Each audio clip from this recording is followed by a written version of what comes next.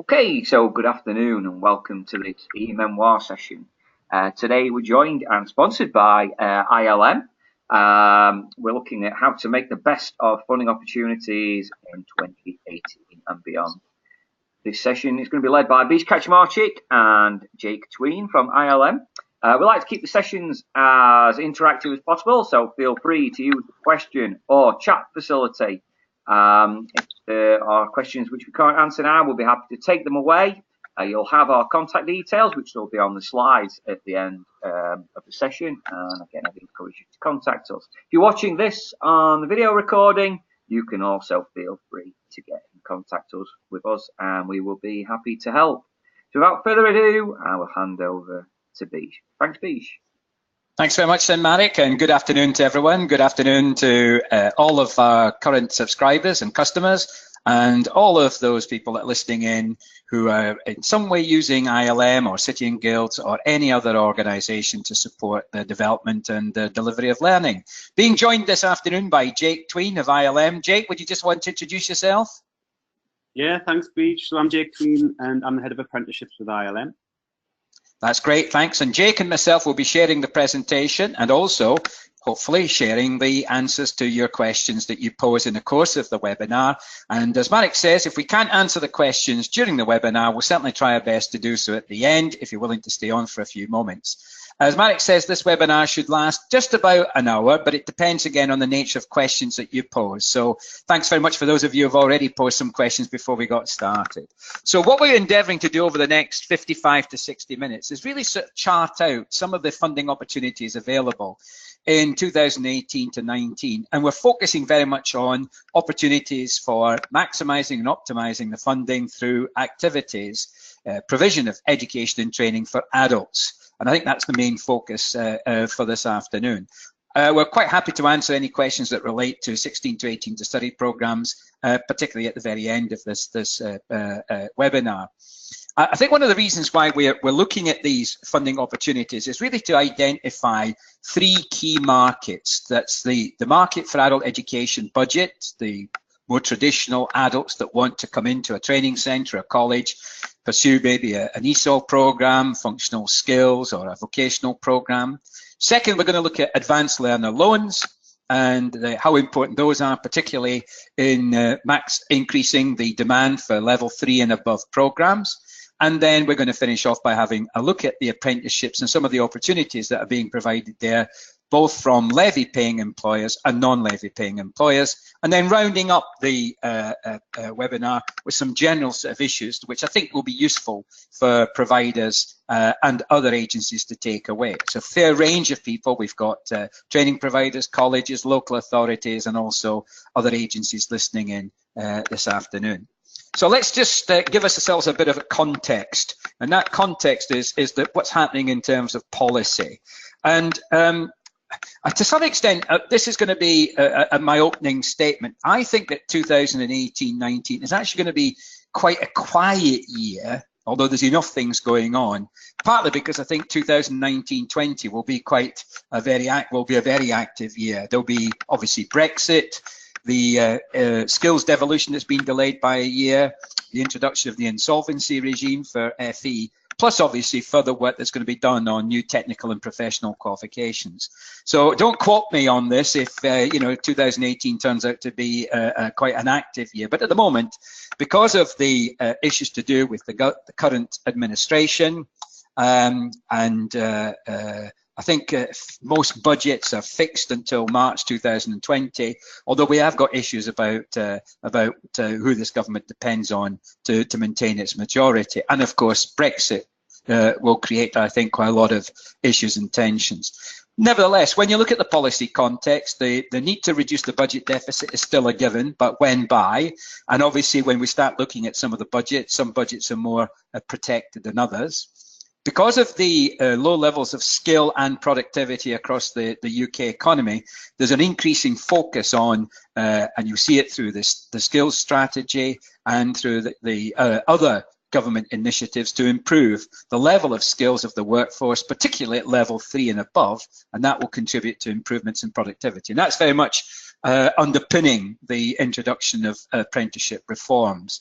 With the devolution of skills budgets, to whether that be postponed by another year and what will happen after that. But nevertheless, I think that's a very important context for particularly the adult education budget, which we'll be looking at in a few moments.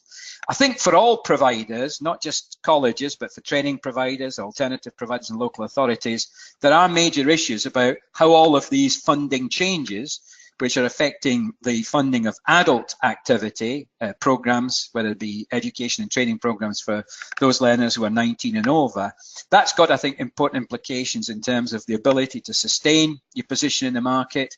There are deficits and, of course, some issues about the variations in cost. The very simple activity of supporting an adult learner in a class can vary quite significantly across different providers.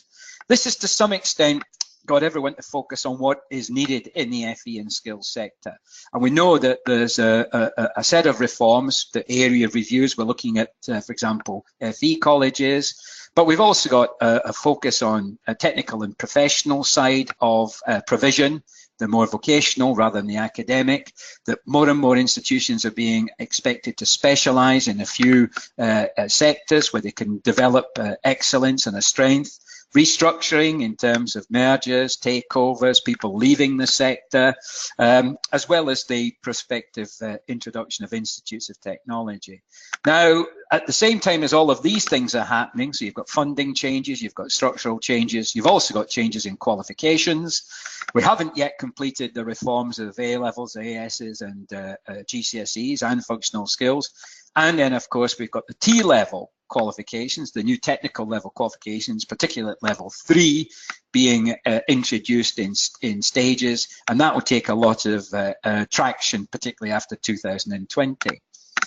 As I said, it's a quiet time relative to what might happen in 2019, because in 2019, the full implications of Brexit will be felt. What's going to be the implications for economic growth? Could be either positive or less so.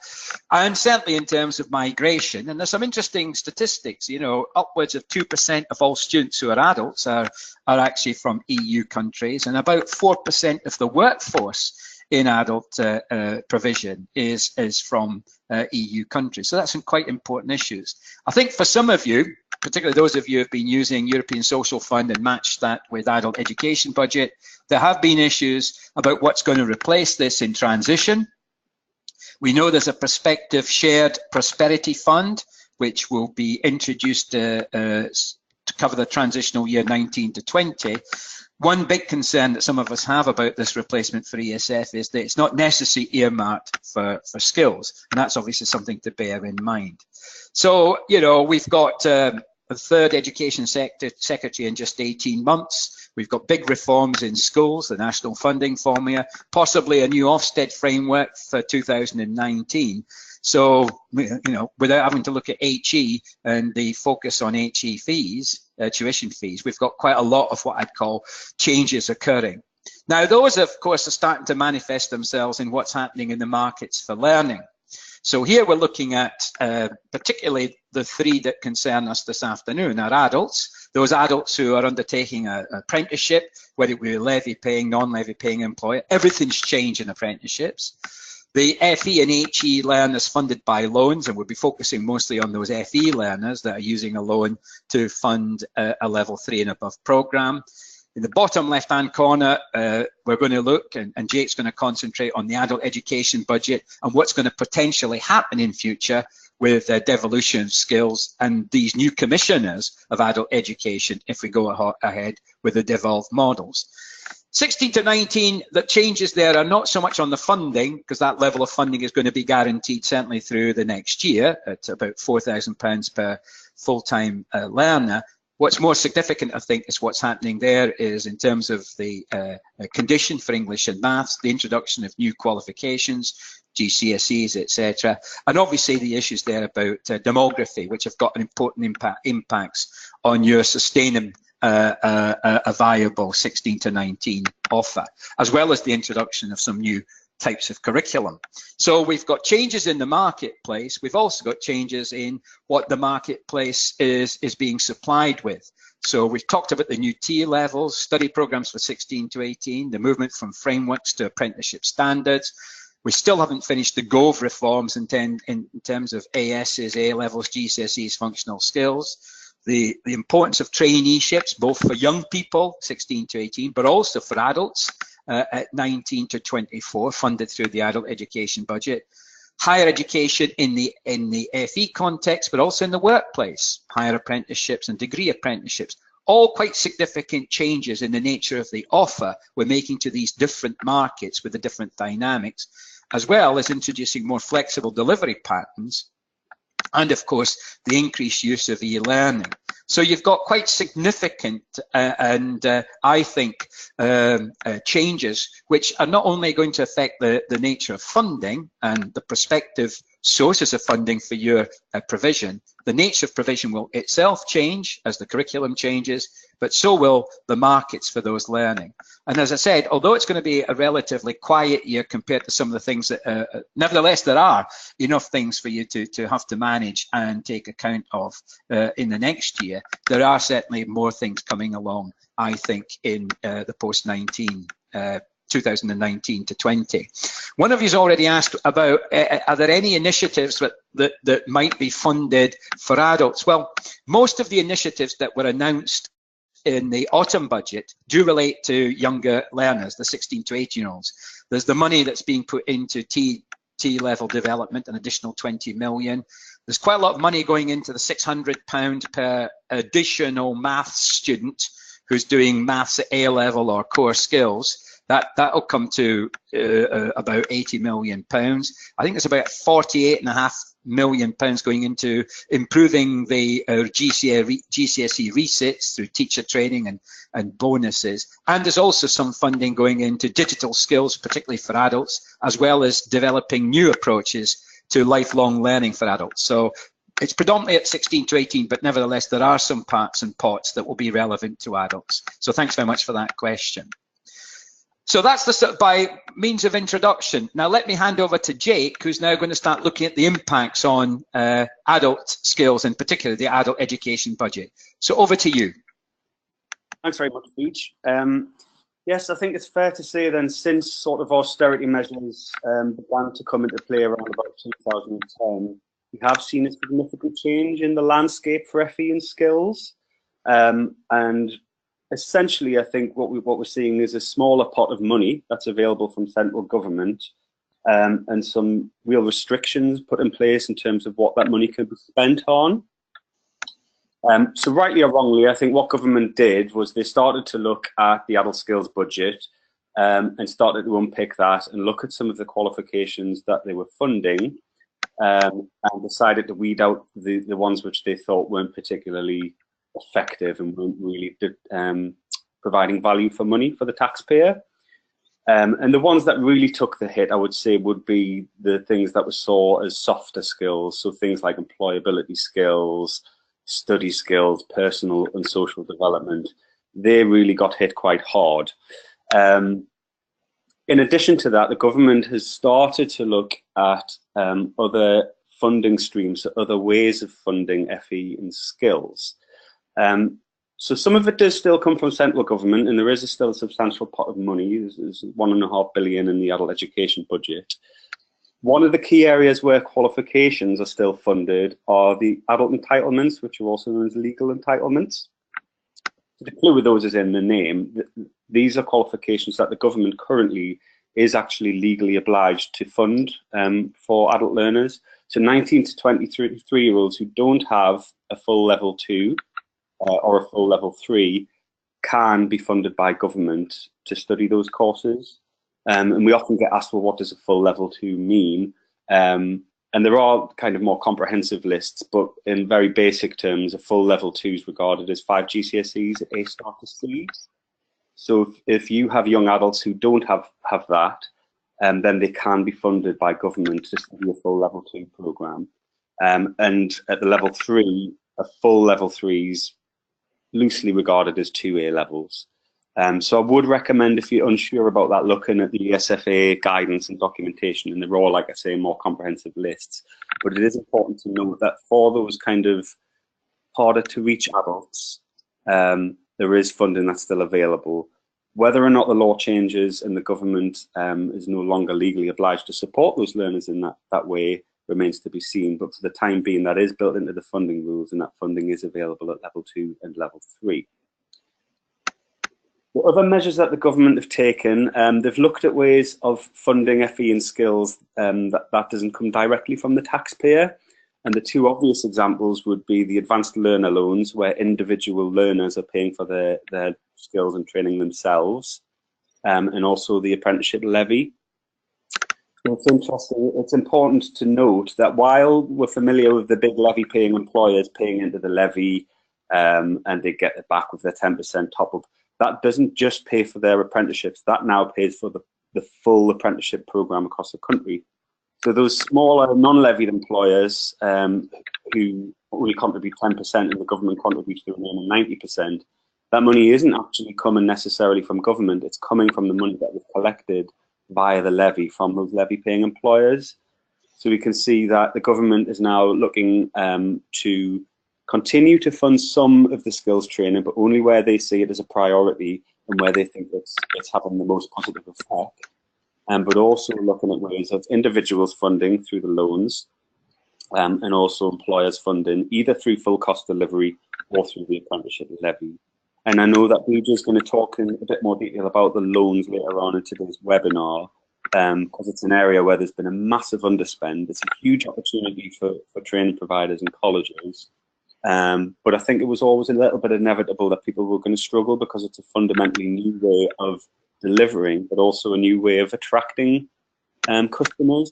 And with the loans, customers are not necessarily employers. Customers might be individuals. So it requires a different kind of approach to the market in order to attract them. And for that reason, we've seen over recent years about £1 billion underspend with the loans, which is a bit of a travesty. But we do have some kind of practical tips on what you can do as providers to try and engage with those learners and how to develop your training programs to make them most effective for that particular group.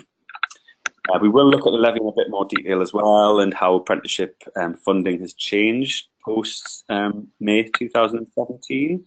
And Beej mentioned as well around devolution. We'll look at that in a bit more detail. But I think the two things that devolution achieves, one is it does reduce that financial burden and the administrative burden on government. So they don't have one single agency that's controlling and distributing all of that money. But the other, perhaps more positive thing that it will achieve is that it gives that spending power to those local authorities, so to the combined authorities and the local enterprise partnerships, so that they can work with employers and with industry within their region, and they can start to develop skills that are more responsive to particular labour market requirements within each region. And I think particularly in the face of things like Brexit and understanding what the skills gaps, the skills shortages are going to look like in 5 years' time or even 10 years' time, so we can start to develop within each region a particular set of skills that we start to deliver to be more responsive. Okay, so we mentioned before around the adult education budget. So in 2016, we had the adult skills budget, which changed into the adult education budget. And although we have seen a shrink in pot, there is still a lot of money. So there's £1.5 billion that's in the adult education budget. But interestingly, we've seen a significant underspend. So it's kind of a double whammy. In the one hand, you've got less money that's available. And on the other hand, you've got a lot of that money going unspent, which is tragic, really. And again, this is one of the things that we want to unpick for you today and to help you to understand how you can make the most of those opportunities that are available. So there's three key principles that are mentioned on the slide there. We've got effectiveness, simplicity, and localization. So what does that mean? Well, effectiveness, that essentially means effectiveness for the individual learner. So government wants to deliver qualifications and skills that will help them to progress into work and to progress throughout the world of work and to see real tangible wage growth throughout their career. There's effectiveness for individual employers as well, so that they can attract and retain the best talent and so that they can become more productive as they upskill the workforce, and effectiveness for the overall economy. And the theory is that if it becomes effective for the learners and for the individual employers, that will then begin to plug the productivity gap. Remains to be seen how effective it'll be and whether it works, but that is what the plan is. Simplicity is really around taking what's a very complex funding landscape and trying to make that more simple for all stakeholders, particularly employers. And one of the key areas where we've seen that is with apprenticeships. Interestingly, in trying to make it more simple, we are in the middle of a very steep learning curve, I think, and we've seen a drop-off in terms of apprenticeship take-up since the levy came in, for example. And I do think that that will level itself out over time. The new set of funding rules is simpler. You could argue that it's a more blunt instrument, but the idea is that it's a simpler set of rules. And I think over the next few years, as we approach that 2019, 2020 mark, when people get their heads around it, hopefully it will be a more simple landscape for everybody to negotiate their way through. The third principle on there is localization. So we mentioned before devolution, and we'll talk about that in a bit more detail shortly.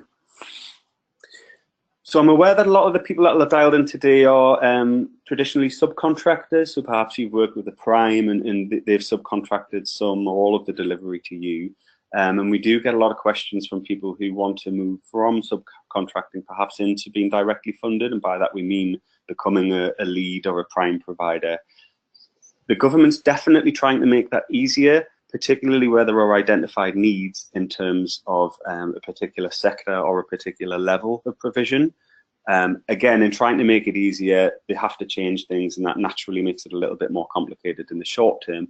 But if you are, for example, a subcontractor who's looking to move into that space of being a prime provider, do get in touch with Beej or I following today's webinar, and we can explore with you how we might be able to help make that happen.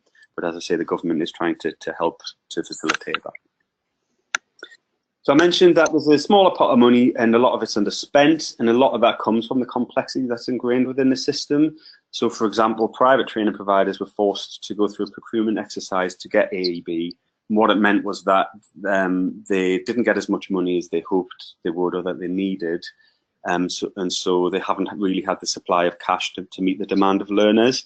Conversely, colleges didn't have to bid for it. They found it very difficult to project how much they would need, particularly when you've got new things like loans. And so there's been a huge underspend from colleges. So there's a smaller pot of money and less of it's being spent, but hopefully we can work together through the webinar today and in the coming months and years to iron that out and to help you to be able to understand the landscape a bit better and to be able to spend that money because it's there to be spent. Just a question, Jake, and thanks very much for the questions. One person's coming with a comment. Simple in apprenticeships, it's an oxymoron. I think that's interesting. It's a bit like Fox News, isn't it? That's an oxymoron. But it's about this understanding that if an adult is 19 to 23 and they haven't got their first full level 2 and first level 3, it is actually a legal, it's a statutory entitlement. However, of course, the key issue here is trying to make sure that those scarce resources are used effectively. And of course, quite a lot of those learners will also be unemployed. There is actually quite a lot of support for unemployed learners who are also over the age of 24, and be aware of that.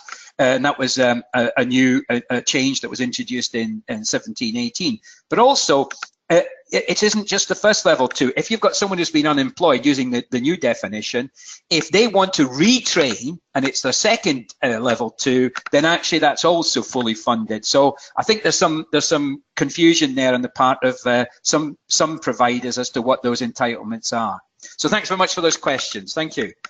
Well, I'll move on then, Jake. Yep. Okay, so we've mentioned that the adult skills budget's now the adult education budget. Within the adult education budget, we now have brought together formula funded and non-formula funded budgets. And when we say formula funded, we really mean the qualifications, so the funding that's available for the training, so the substantive part of those qualifications. The non-formula funded, those are the kind of traditional statutory payments that are available for participation, and for things like help with childcare and those sorts of things. As we've mentioned, the legal entitlements are continuing for level 2 and level 3. Did you have anything to add to that part? Yeah, I think one thing is also important is that, remember, fully funded adults who haven't yet achieved a GCSE grade 4 and above in English and maths are entitled to do those programs, and they can work through the levels, for example, until that point where they actually achieve the grade 4. So just be aware of that, because I think sometimes providers don't realise that there are significant numbers of adults who have got poor levels of literacy and maths who could benefit from that fully funded provision. Obviously, you've got to have the capacity to deliver it. That's another issue. Thanks very much for that, Jake. Thank you. Thanks, Beej. Could you move us on to the next slide? Because I think another key part of the adult education budget, which people are aware of but aren't actually making the most of, is the local flexibilities. Absolutely, yep. Yeah, and Beej and I actually had a conversation about this earlier today. So the key thing with local flexibility is that it can include qualifications and non-qualification activities, so non-regulated learning. And essentially, if you wanted to deliver a qualification, what you would do is you would look on LARS, you would look on the learning hubs, and it does list all of the qualifications that are available. And to be honest, pretty much anything that's level 2 or below should be on the hub as a funded qualification under local flexibility. So if there's a qualification that you're interested in, the hub isn't always updated as it should be. So if you see something that your awarding body's offering and you think, actually, I want to deliver that as part of local flexibility, but it's not funded, get in touch with your rewarding organisation, and they can quite quickly contact the ESFA and get that added. In terms of the non-regulated learning, I think this is probably where the key, this is where the most opportunity is, because it's a lot more flexible than just delivering kind of off-the-shelf qualifications. And what it's designed to do is it's designed to reach out to those people that are kind of furthest from learning and furthest from employment, I guess. Is that fair to say, Beej? Yeah, I think so. And I mean, that's why in the previous slide we did say that you've got, under the local flexibilities, where you can offer provision entry in at level 1, you can actually also run non-accredited or non-regulated provision, as long as you've got a robust system in there for recognising and recording progress and achievement. And I think that's most of you will have some kind of system to do that. It then allows you the flexibility to say that those furthest away from learning, unemployed, those maybe with health issues, mental health issues, those might be who English is not the first language, as well as those who might have been disadvantaged in other ways into the labour market, then I think there's a lot of provision that's available here. One point to make, by the way, is that if there's an underspend on the AEB, there are various points during the year, what we call the sort of, when you've got the growth requests, where we can, if we had more flexibility, we'd be possibly able to make some of those funds available to other providers, which obviously happens with loans, etc. But one of the things that I would just say is that not all qualifications do, as Jake said, do meet the requirements for the entitlement. So constantly check on the hub and on the LARS for that. So please don't forget that, as well as don't forget the opportunities that you've got to deliver AEB through the youth obligation, which I think sometimes we forget about, but to make sure the statutory entitlement, it does relate to those people 19 to 23. It also includes those people who obviously are unemployed even after the age of 23, that's 24 and over, as long as they meet that new definition of unemployment in receipt of JSA and plus all the other sort of things. So just check on that as well. Okay, thanks, Jake. Thanks, Beej. Yeah, so the next slide really summarises kind of what we've discussed there, so I'll give you a moment just to read that.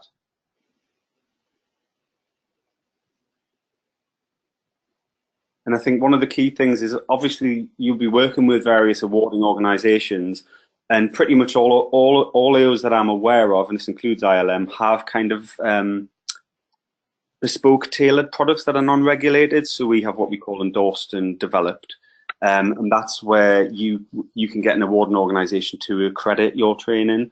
So that sort of thing might be an ideal solution for local flexibility, because then you have evidence that you do have those quality assurance measures that are in place, and it's not just something that you've kind of made up yourself and it hasn't been kind of rubber stamped by a third party. So that's a really good opportunity in terms of the local flexibility too. What I would always recommend though is, if you're not delivering something that's listed there on LARS, is that you contact the ESFA and just confirm in advance that what you're proposing to deliver will be eligible for that funding.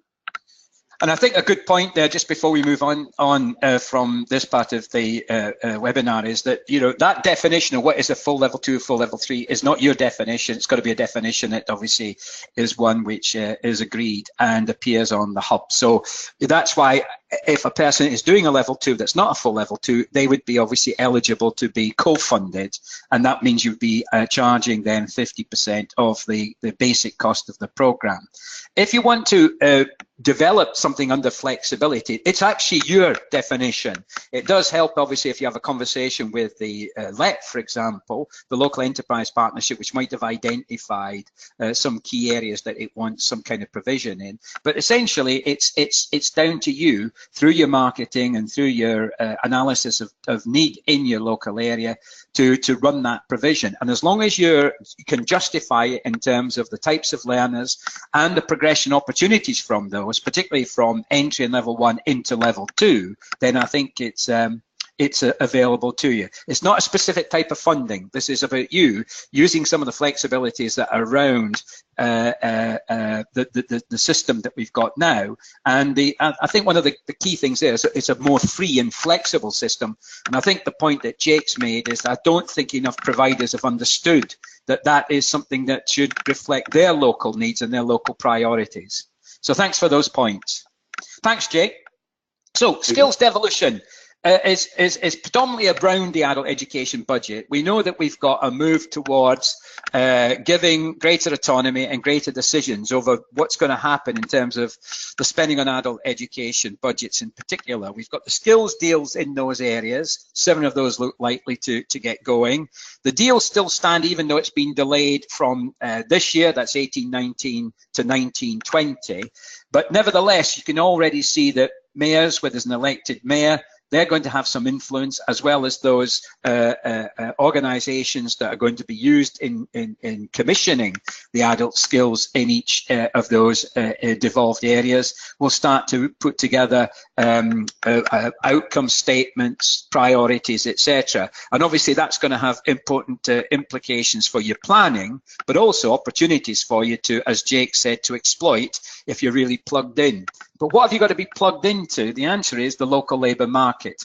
Now, I know that adult skills and adult education budget is not just for those people trying to get into jobs or in jobs or helping them to progress in jobs. It's also got a wider educational and social needs. We know that. But I think in all of the thinking about devolution, a lot of this is about meeting the needs of local labour markets. It's not just about plan and provide, by the way, because one of the great things there is that this is you trying to understand what the needs of the local labour market is, where it could be from SMEs, it could be at what level, it could be what skills levels. It's not just about apprenticeships. This is about programs that lead into apprenticeships, particularly, for example, pre-apprenticeships, or where adults don't have the necessary skills or experience of work to get into an apprenticeship. And this is obviously only for adults, because the flexibility we're talking about is only for those people who are 19 and over. It doesn't relate to study programs. That's a different source of funding. What is critical here is effective engagement with employers, and we know that in terms of apprenticeships, but also, are you actually talking and listening and engaging with employers about where the future labour market needs are? Where's your future skills levels? Because we've got adults coming through the adult skills, coming through adult education, coming through traineeships, using their first level 2, first level 3 entitlements, doing English and maths or non-accredited provision, that this might be the ideal progression route for them. And that means key investment partnerships with your local enterprise partnerships, with your local authorities, the city regions where that's appropriate. So one of the key questions we have to ask you is, if you want to take advantage of things like the flexibilities that's built into the funding of adult skills, future devolution, it is critical that you as a provider don't just plan and provide. We've always run this. We've always had 10 classes doing, you know, basic skills or ESOL or whatever it is. How do you align your provision with what local and regional priorities are for now, 2020 right up to 2025, and that obviously has to be very data and information rich. So that's a key question. Do you understand, if you're a provider, what are the needs of your local and regional, and if you're a national provider, how does that square across the different regions that you might be providing to? because with the devolution of funding, the adult education budget, that £1.5 billion, which of course includes the entitlements in the current form, English and maths, local flexibilities, etc., is very much about that's got to be at local level, and that's trying to get the best alignment of skills delivery with those local priorities. And that means that the ESFA and the LEPs will work together in transition as we move from one system to the other. Big doubt I've got is, will all of this necessarily happen before 2019-20? And not all of your regions, by the way, and not all of your areas are actually going to be necessary in a devolved situation. We could have quite a patchwork quilt approach, but what we've seen from the first 7 of the 9 is they've started to develop what we call local outcome agreements. And these are the outcomes that they're hoping to see adult skills producing, and then that they will then fund through a commissioning model. So here the role of the mayoral authorities is critical, because the mayor and cabinet will say, what are the key things which are here that we need? Is it ESOL? Is it English maths? Do we need more traineeships? Do we need more pre-apprenticeships? Do we need more level 1, level 2 provision? So that using the sort of concept of flexibility, a flexible response at local level. And then how are they going to fund that? Grant, contract, commissioning for 1 year, 2 years? What kind of data will be influenced? How do we will influence those requirements? What's going to be the cross-border issue? If a student in Greater Manchester wants to study in Sheffield and a student in Sheffield wants to study in Greater Manchester, how are we going to sort out the cross-border issues when these are supposed to be locally devolved? And of course, also I've mentioned what the future is for the European Social Fund. So how well prepared are you for local commissioning? Those of you in the 7 of the 9 areas which are showed on the diagram, please try and get tuned into that, because that will again start to reflect itself in the flexibility, you know, at local level. If you see that there's a demand for more entry in level 1 provision, say around preparing for the world of work, IT, digital skills, then you know it would make sense for you to make that provision available and use the flexibility to put it on. Some of it might be accredited, some of it might be at entry level, some might be at level 1. And as long as you can start to show that you're producing the skills that are needed for future employment, productivity improvements, apprenticeships, whatever. So one of the key questions is, how well does your AEB allocation, your adult education budget allocation or contract, actually feed in to, for example, apprenticeships? So that you end up with this, what we call mixed economy offer. Some of it's national, because you're meeting national entitlements, first level 2, first level 3 English and maths, and some is much more local, and that can include even non-qualification bearing activity. So it's getting that balance right. So in response to Vicky's question, you don't apply for it, you basically try and flex your own provision so that you get that right balance. Now, of course, if you end up with more entitlement and more flexibility than was in your contract or your allocation, then that's a problem. You mustn't exceed it with, obviously, without the appropriate extra funding being available either through a growth request or a special procurement that might occur. So you can see that there's obviously still issues about, as Jake said, in meeting the full £1.5 billion if we're actually underspending on AEB.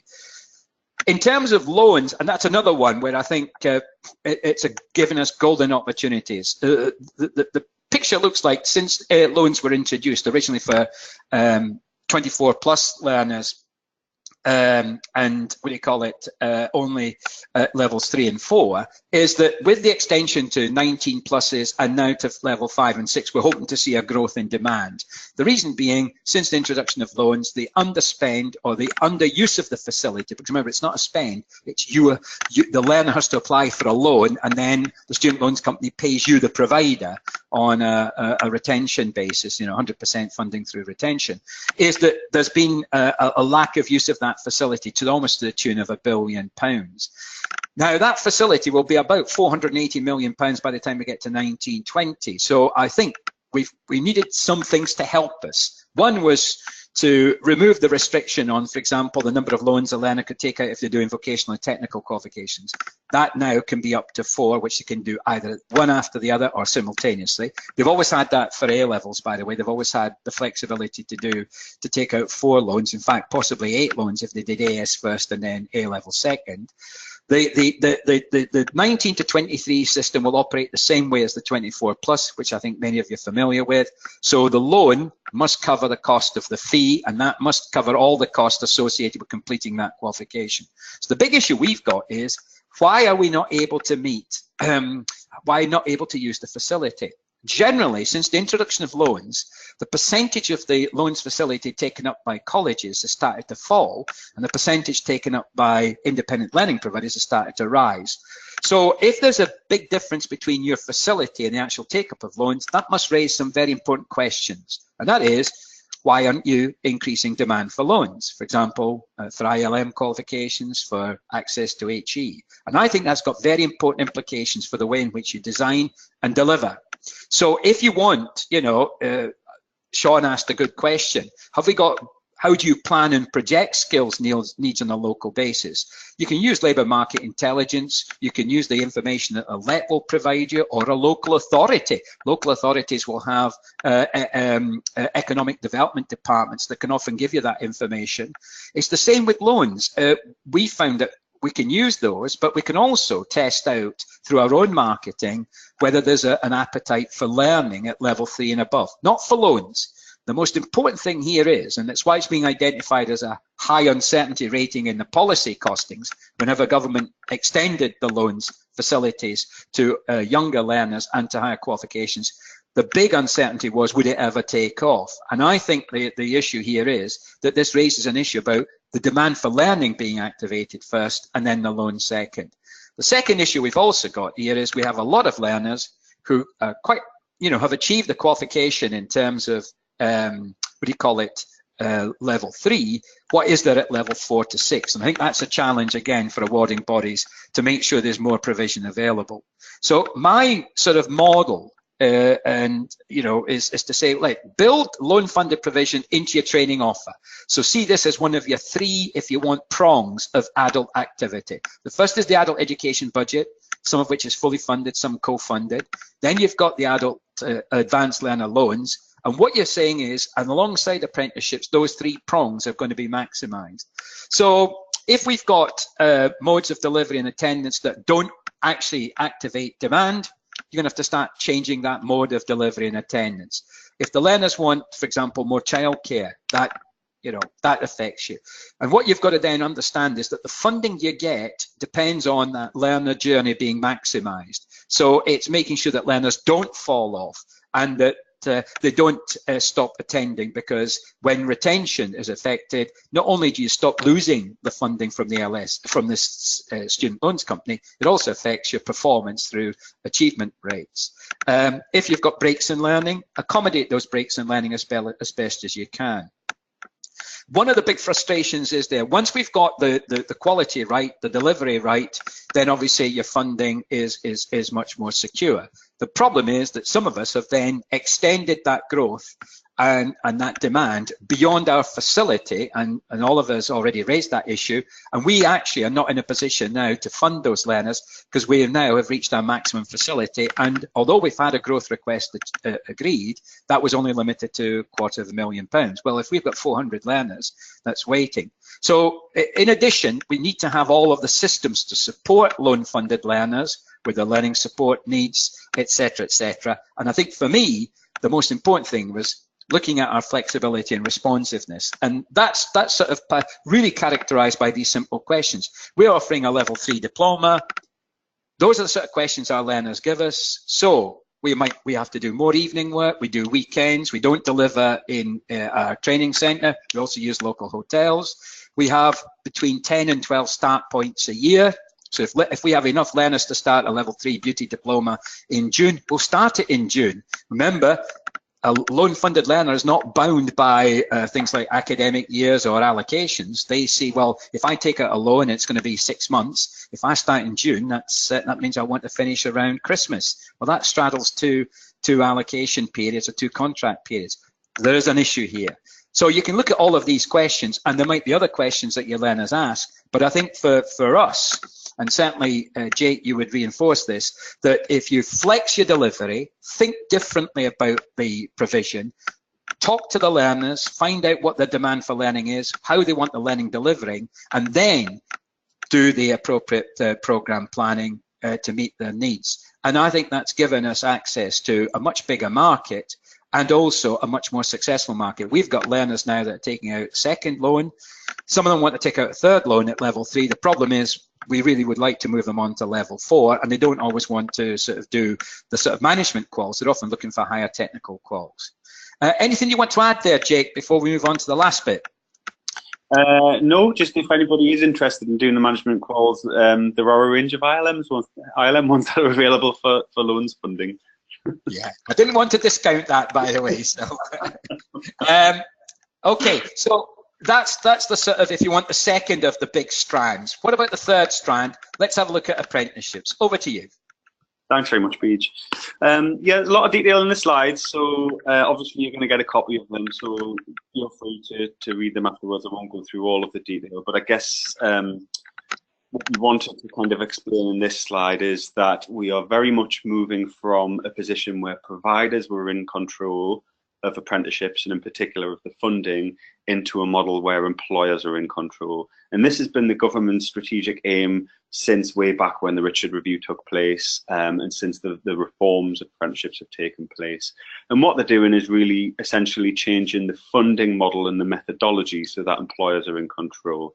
I think it's fair to say that it has confused employers quite a bit, because although they're trying to simplify it, it is still a very complex landscape. For those of us who work in apprenticeships and work in skills, it's our full-time job to read through all of the funding documents and to keep up to speed with what's happening in terms of the press and policy changes. But for employers, it's very difficult. But I do think that that's where one of the biggest opportunities lies for training providers, is for you to be that guiding hand and you to be that knowledgeable partner who can dissect that information and who can explain it in terms that the employers understand.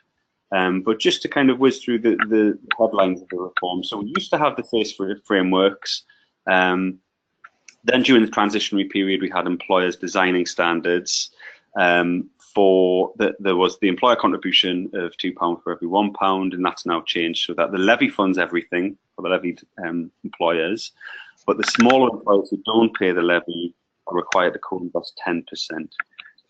There has been a lot of concern, I think, from different stakeholders within the sector around the employers now having to invest that 10%, and that has been cited as one of the reasons for a drop-off of apprenticeship numbers.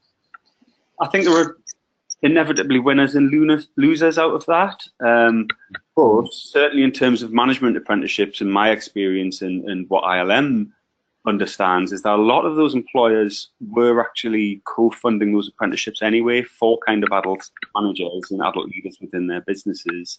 So although they're now being asked to contribute 10% pretty much for everybody, in a lot of cases, a lot of employers are going to be more financially better off than they were before.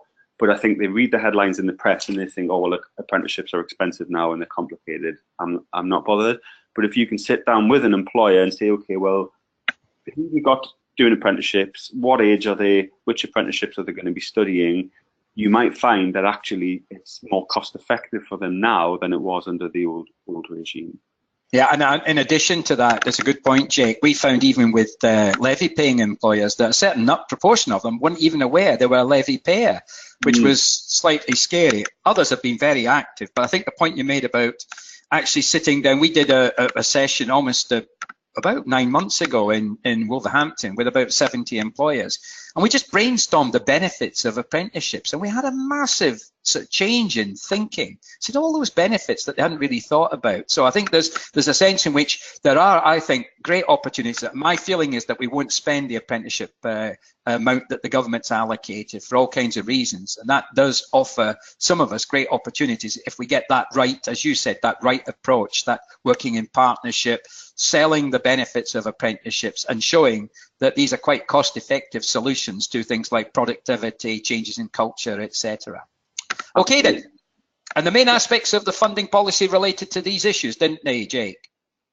Yeah, so I mean, obviously they're on there and you can take that away and have a look at it. One of the things that I would highlight, which, I mean, we attended the CIPD conference last year and this year, and bearing in mind that a lot of the people that we speak to are heads of training divisions and heads of HR, they weren't aware of a lot of this. So you probably are more of an expert than you give yourself credit for.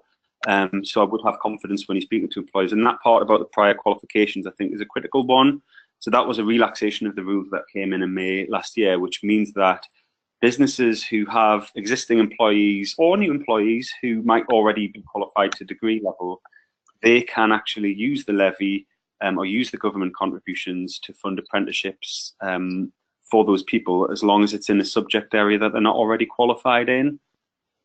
So, for example, somebody who's got a technical degree who wants to move into a management role or who wants to become a more effective manager can actually use their levy to fund that activity.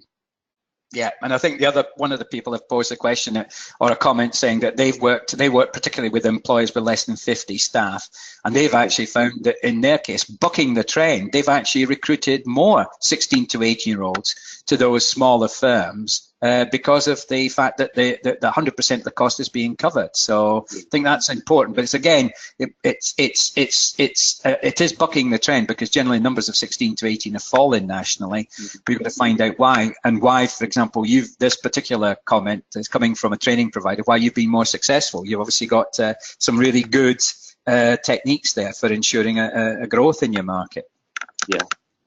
Okay, and the levy itself, for those levy-paying big employers? Yep, so obviously the levied employers have access to a digital account, which is kind of like an online bank where they'll go and manage their funds. The idea is that that will be rolled out so that all employers have access to a digital account and not just those big levy payers. I think that might prove to be quite difficult, because a lot of the feedback, even from huge employers like the NHS, are that they struggle to manage that digital account. And if they've got specialised departments and people that are specifically working on that and they're struggling, I can see that being really difficult for a smaller employer. Sorry, that just moved that by accident. Just a little thing about the intention to transfer a proportion of funds, because originally that was going to happen this year. Have you heard anything about that, Jake? About if you're a levy payer, that if you don't use up all of your money that's in the digital account, you'll be able to move up to 10% of it to another employer. This was something employers asked for from the very beginning when they were consulting on the levy. And last I heard, ESFA were at a presentation where they confirmed that that was going to happen from April 2018. So I think that's again, I would suggest to you, if you're working with a levy-paying employer, find out who's in the supply chain, because that would be the ideal place for that money to be invested by the levy-paying employer, as long as the other employer's got a digital account. That's the only condition. But then that would be part of the agenda to improve the quality of supply, for example. And that can also be moved to an apprenticeship training agency. So well worth investigating that with your levy-paying employers for later on this year. Okay then. So what do you see as the biggest concern for apprenticeship providers? So I would say it is the financial element's obviously a massive concern. We're moving from frameworks into funding bands. But again, this is about crunching the numbers, and particularly, I mean, I'll use management as an example, because obviously that's the area that ILM specialises in. If you look at the funding rates for the frameworks and compare them with the funding rates for the standards are far more handsomely funded. And in some cases, you get 3 times as much money to deliver the standard. And the good thing about the standards as opposed to the frameworks is that they're a lot more flexible. So qualifications aren't mandated anymore. Of course, we would recommend that people do them, and there are a lot of reasons why they add value. And most of the training providers and colleges that we work with are continuing to deliver the qualifications. But there's a lot more money in there now for that on-program delivery, and there's a lot more flexibility as to what you spend that money on. So I would say that that's a challenge, but it's also a massive opportunity. The 20% off the job, we haven't actually covered it in any of the slides, but that continues to be a huge issue. Employers are very concerned about it, but when you unpick the funding rules and the guidance from the ESFA, there's quite a lot of flexibility in that. So again, that's an area where I think that you can work with employers to look at the working schedules of the staff that are in their organisation and perhaps agree to take them out and take them into the college or the training provider during the busier periods. So it might be that they have a seasonal period within that particular business. And a lot of that off-the-job training doesn't have to be done in a college or training provider. It can be done in that apprentice's place of work, just so long as they're not kind of at their usual workstation. Yeah, I think sorry, Jake. We are going to run a future webinars on the 20% off the job rule. So we'll extend some of those some of those suggestions that Jake has just made. Thank you. I think the only one other thing I would mention on there, Beej, is the 20% completion payment. So that's potentially a cash flow issue, particularly for smaller training providers. So it's really important when you're signing contracts with employers, when you're working out the cash flow, that you factor in the fact that you're not going to get that 20% until the apprentice has taken their endpoint assessment. Yep. And would that often start with a review of what you're actually offering, I suppose, wouldn't it? Because to some extent, as you said, if you move from a framework to a standard, in some cases, the actual funding is significantly different. But of course, that might also mean that you have to change the delivery model. Yes, absolutely. And what we found is interesting is actually, since the levy came in and since the standards were developed, the uptake's still been really, really slow on the standards, despite the fact that they're much more handsomely funded. And I think that that's just down to the fact that it's something new, and people are sticking with what they know. And I think people are slightly worried about EPA as well, to be honest. Yeah, I think endpoint assessment is another thing that we will be looking at again. But I think one of the key things there for me is that if you know what the local labour market is telling you about future growth and what employers are looking for, and you also know from your own data where the sort of trends are, I think you should be looking at saying, well, you know, are there some markets we might have to get out of? And I know there's also massive issues with health and social care at level 2 and 3 and the replacements for them in terms of qualifications and moving from frameworks to standards. But it does start to raise the issue that, you know, some providers might actually move out of some areas and others, you know, might move into those areas because they've got a more cost-effective model. So it could actually lead to some, do you think, Jake, it could lead to rationalisation in some cases? I think it will, yeah. Yeah. So I think that's an important message. So what do we do? How do we get round this? How do we develop a strong, what do you call it, apprenticeship offer? So I would say putting yourself in the position of the employers is really the key thing. What are the things that employers are concerned about or struggling with? So there's the 20% off the job. For the levied employers, it's using their digital account. I think it's really about embracing the mindset that the employer is in the driving seat now and the employer is the customer, and you have to woo that employer. Yeah. And so that can include all these things, can't it? You know, I think that's a good position. I mean, don't forget, some of us who are actually providers are also levy payers. You know, we've got pay bills of more than 3 million. So we're actually in that same position. I think it's easier to do it, but it's all those things, as you said, you know, ability to scale up. You're quite used to employers coming to you and saying, we want X, Y, and Z plus this, plus that. In other words, we want a framework that covers quite a lot of things, don't we? Yep. And don't forget sourcing talent, because some employers will say, have you got talent ready for us to employ and to train, you know, because that's another important part of the offer. These are all what I call value added or added value parts of the offer. Yeah. And I would also look at different awarding organisations and endpoint assessment organisations and seeing what products and services they can deliver that will help you to attract and support employers that you're working with as well. Yep, I think that's a key thing then. So I think that sort of lends itself to thinking about some of those other things that we talked about in terms of pricing strategies as well. One point that's just come over here is that, you know, how do providers, you know, what price do they start at? You know, if you've got someone coming in at band 11, do we start the negotiations at £15,000? How much competition is there? Well, my evidence, and certainly Jake, you might reinforce this, we've actually found less price competition than we expected. It tends to be the added value proposition that makes the difference, doesn't it?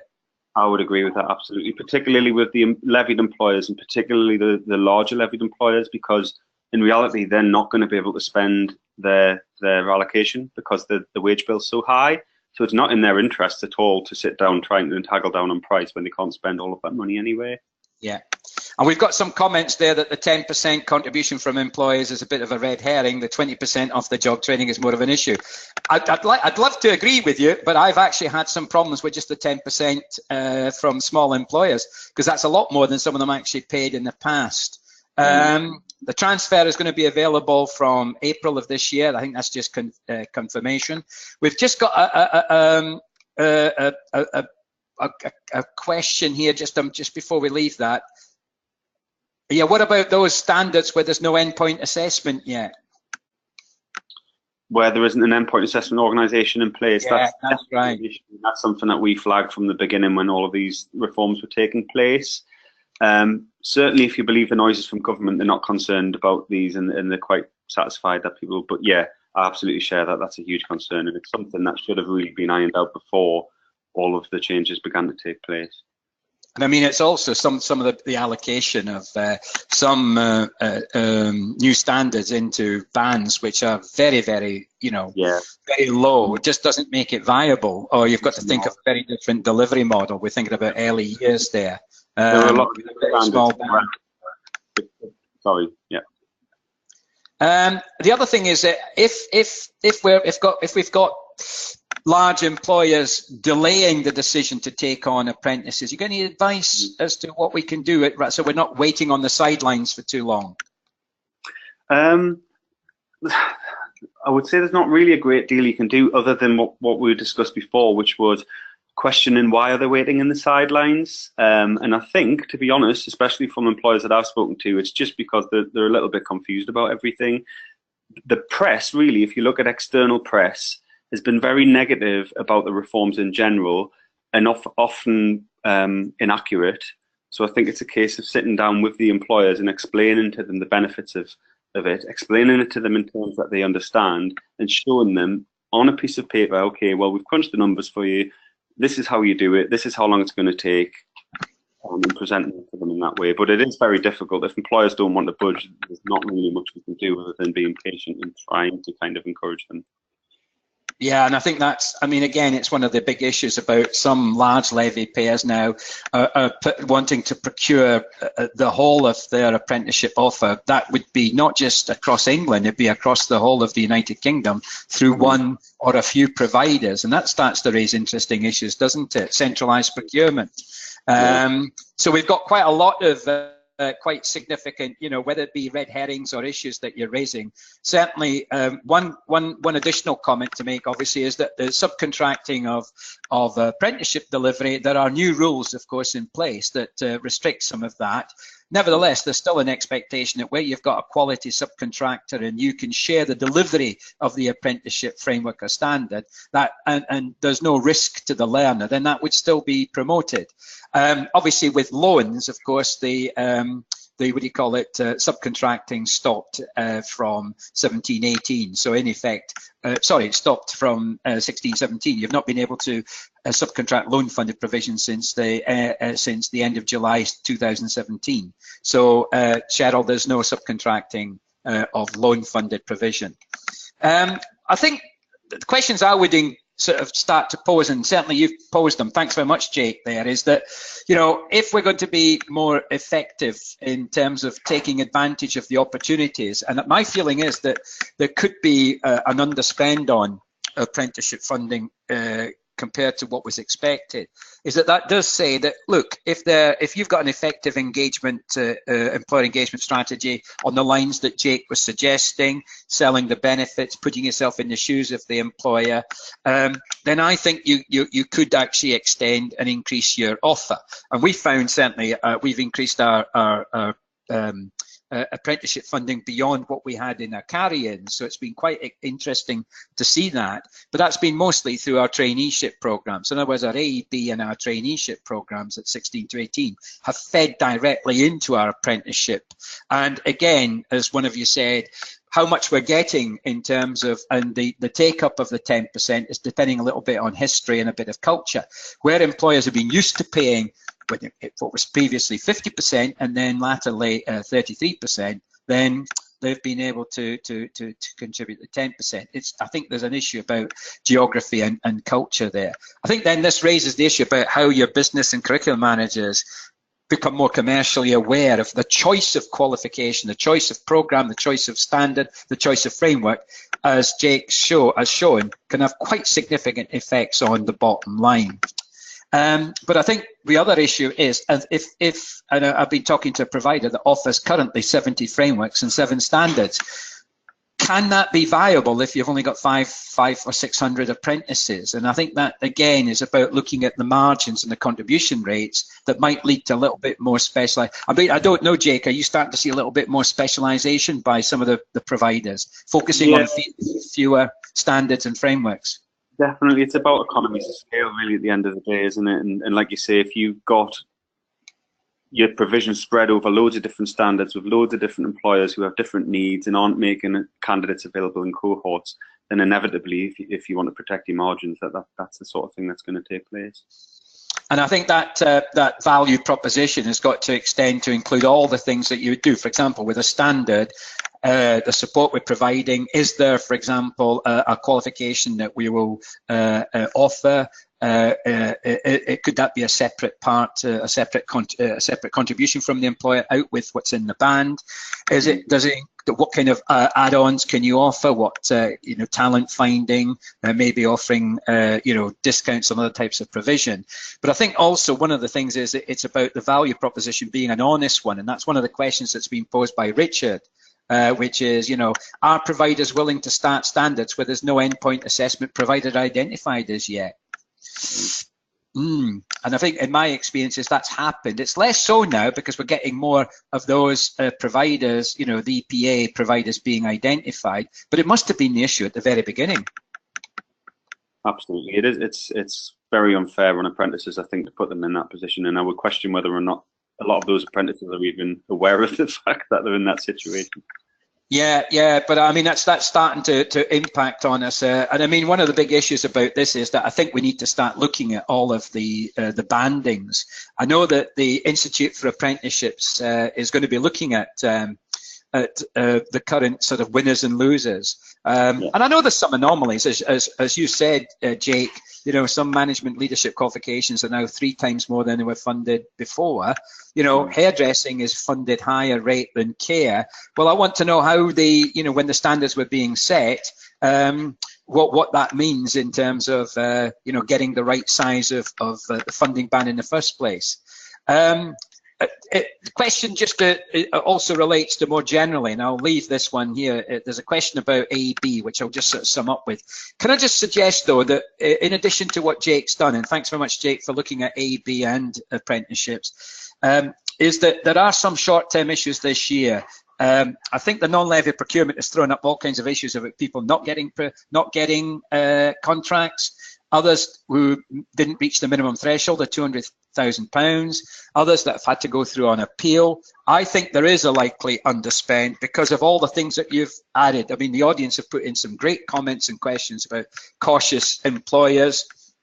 But I do think that, the co-funding rule, partly an obstacle. I think the 20% off the job is still a bit of a problem, and the changes associated with the new standards in terms of some going up and some coming down.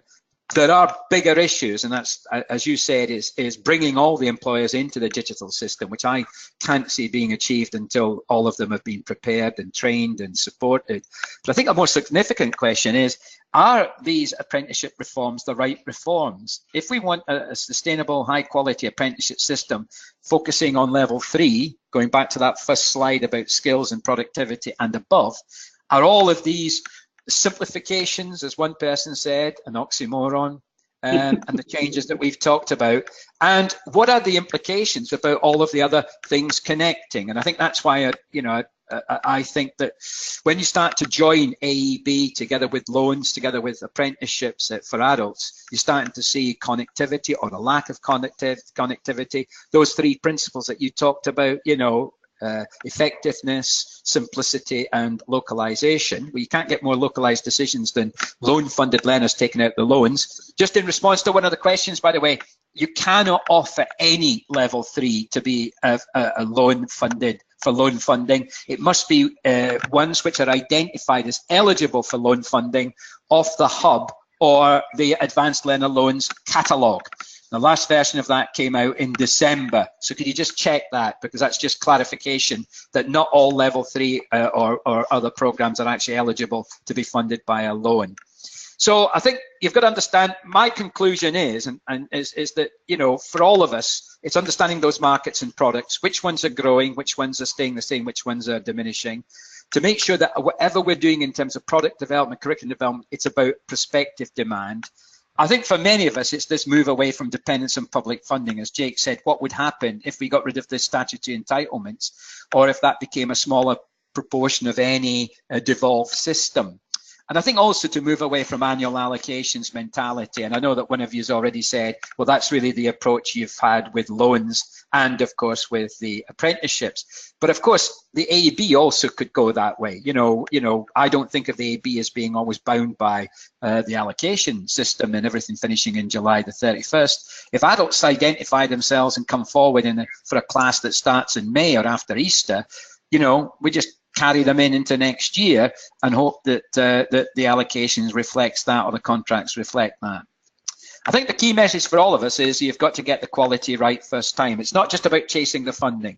Although the focus was about looking at those opportunities, and we believe there's loads of opportunities, there's evidence because we've certainly exploited them, is that you've got to get the quality right. So it's not about diminishing quality. And of course, that is critical when you start to look at the learner experience of you. You know, you're only as good as the next training, was the good old maximum I was told when I was a much younger person. So what are the implications of this, Jake, for investing in staff and other resources and using, for example, your awarding bodies to help you? It's not just about skills, it's not only about capital projects, but for example, how do we introduce innovation into curriculum design and delivery? And I know the ILM, you've been doing that obviously when you're constructing your new, you know, your new products, your new qualifications. But I do think there's a lot that we still need to do ourselves, and that really is about culture change, a new way of doing things, and that's a challenge for all of us. So that the general conclusion we've reached is that with those 3 sources of funding, there are quite significant opportunities for you to grow your business, to grow your income, but it does require, you know, a good knowledge of all the things that are happening. And hopefully we've clarified some of those things, although according to some of you, we've confused the issue about that level 2 entitlement. But again, that's go onto the hub and find out exactly which qualifications would generate fully funded level 2 entitlement. They don't all do it. Is there a maximum number of qualifications a learner can do? Answer is no. In the AEB budget, we often see that a learner can do, as Jake showed with the local flexibilities, they might do a fully funded level 2, but they can also do, under the flexibilities, a little level 1, a little short qualification. They can do English and math. So there's actually, it's the capacity of the learner to do. And don't forget, with the AEB, each individual qualification is funded, not the learner. That's how it works for study programs. So if a learner is wanting to become full-time, you could possibly generate, you know, £3,000 to £4,000 funding through all of their qualifications when you add them together. So hopefully that's clarifying that. And I think, again, there's some it's important that you, through your awarding body, start to reflect back any concerns you've got about the size of qualifications, particularly as they're moving from frameworks to standards, the size of programs as they move from frameworks to standards. Any additional points you want to make, Jake? No, I think you've done an excellent summary there, Beej. Thanks very much for that. I think we must have received, Marek, I think we've had more questions this afternoon than any of our previous webinars. Yeah, I think so. It's we've been tapping away furiously in the background there, trying to keep up with them. I do actually think we might have missed perhaps 1 or 2 as well, but as we suggested at the beginning, I'm going to make a print out of all these and we will go back over. So if we have missed it, we will get back to you. And if anybody thinks that we might have missed your question, then please drop us a note and we will help you out there. Wow. Thanks for that, Beej and Jake. And all Thanks very much, then. Thank you. Thanks very much, Jake. It was excellent. And we've had some good feedback. Thanks very much for the feedback, particularly those of you that had to leave early. You know, really appreciate it. Thanks very much. We'll stop the recording at this point, Marek, because I know there's a couple of other questions coming in that people want to pose to us.